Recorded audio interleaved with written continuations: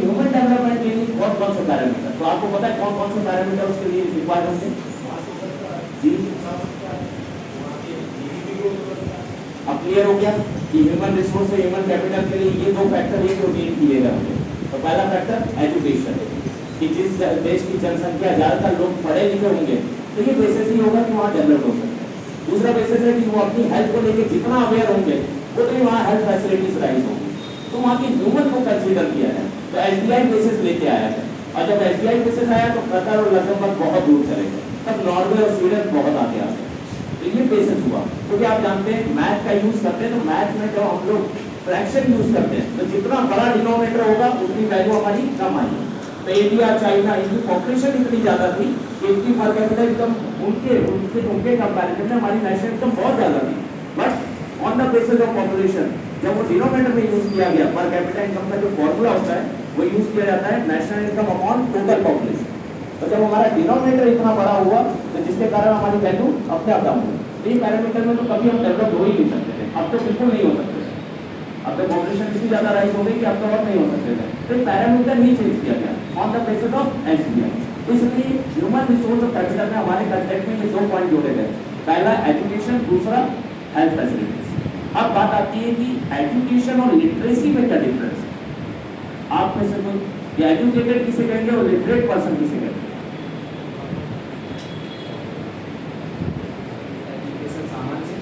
Sir एक minute तो बोल रहे थे बहुत साक्षरता होता है जिससे लिखने पढ़ने का हस्ताक्षर करने का ज्ञान होता है, उसे हम साक्षर या लिटरेट कह सकते हैं। और शिक्षित उसे कह सकते हैं जो एजुकेटेड हो, समान रूप से पढ़ाई किए हुए उच्च शिक्षा वैसे जी बिल्कुल। और कोई बहुत बढ़िया सर? अक्षरों का ज्ञान, लिटरेसी, ज़्यादा पढ़ा लिखा, ज़्यादा पढ़े लिखे लोग डरपोक होते हैं, ऐसा बोला जाता है, डरते हैं किसी भी काम को करने से, ये काम मेरे लायक नहीं है, मैं बहुत पढ़ा लिखा हूँ। देखिए डिफरेंस क्या हो गया, बिल्कुल सही कहा आप लोगों ने।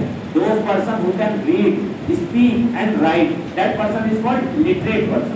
और हमारे देश में लिटरेट बनाया जा रहा है, एजुकेटेड नहीं बनाया जा रहा है, बल्कि पहले की पॉपुलेशन एजुकेटेड थी। तो एजुकेटेड होता क्या है कि those person who can read, speak and right all and thinking, taking the decision, जो डिसीजन भी ले सके, वो एजुकेटेड पर्सन है। तो आप जो हो रहे हैं वो एजुकेटेड नहीं, वो लिटरेट बढ़ते चले जा रहे हैं। और हमें इस पॉलिसी के थ्रू लोगों को एजुकेटेड राइज करना है। जो हमारा कंटेंट आएगा वो एजुकेशन के बेसिस में, तो इसमें हमने लिटरेसी रेट को एक पैरामीटर के बेसिस में रखा है, पर मेन पैरामीटर हमारा एजुकेटेड है, कि डिसीजन मेकिंग।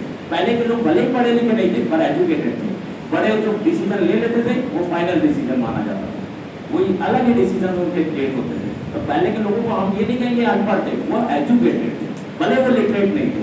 आज की पॉपुलेशन लिटरेट है पर एजुकेटेड उस बेसिस में। तो ये सारी पॉलिसीज एजुकेटेड बनाने के लिए किया जाता है, ये एजुकेशन के बेसिस में। अब यहाँ पर हमारी एक्टिविटीज के बेसिस में ये हम लोग जब आगे कैपिटल राइज करते हैं तो दो पैरामीटर तो आ गए। तीसरा पैरामीटर होता है कि नहीं आपके पास हेल्थ फैसिलिटीज तो होगी, दूसरा चलिए ठीक है आप एजुकेटेड भी हो गए, थर्ड है एम्प्लॉयमेंट, कि आपके पास आर्थिक के सोर्स है कि नहीं, कि इतना होने के बाद भी अगर एम्प्लॉयमेंट राइज हो पा रहा है तो that person become a full development person, तो उसके कारण कंट्री भी है। तो एम्प्लॉयमेंट की जब बात करते हैं तो दो एक्टिविटी होती है हमारे समाज में, पहली होती है इकोनॉमिक एक्टिविटी और दूसरी होती है नॉन इकोनॉमिक एक्टिविटी। इसको हम तीन पैरामीटर में कंसिडर करते हैं, नीचे है पूरा दो एक्टिविटीज हो जाती है, एक इकोनॉमिक और एक non economic.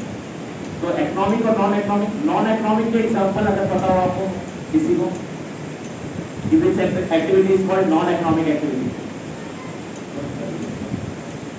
Like economic activity, हाँ जी सर।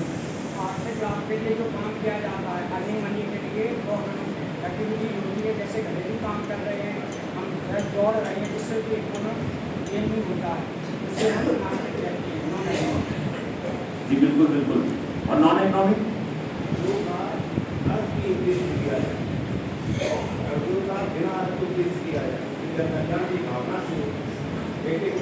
जी बिल्कुल, बहुत बढ़िया, एक बार ताली हो जाती है, बहुत बढ़िया। Those activities which can be done for self satisfaction, जो खुद के satisfaction के लिए, that is called non economic. और those activities which can be do for the earning purpose, that is called economic activity. non economic भंडारा करा रहे हैं हम लोग, सुबह सुबह मॉर्निंग वॉक के लिए जा रहे हैं, तो तो अपने सेटिस्फेक्शन के लिए कर रहे हैं, ये नॉन इकोनॉमिक हो गई। पर वहीं भंडारे की जगह आपने रेस्टोरेंट खोल दिया, ये इकोनॉमिक। इससे रिलेटेड एक एक्टिविटी करते हैं हम लोग, तो इस एक्टिविटी को हम लोग 3 पार्ट में डिवाइड करते हैं, प्राइमरी, सेकेंडरी और टर्सरी। तो आप में से कुछ लोग आ जाइए ताकि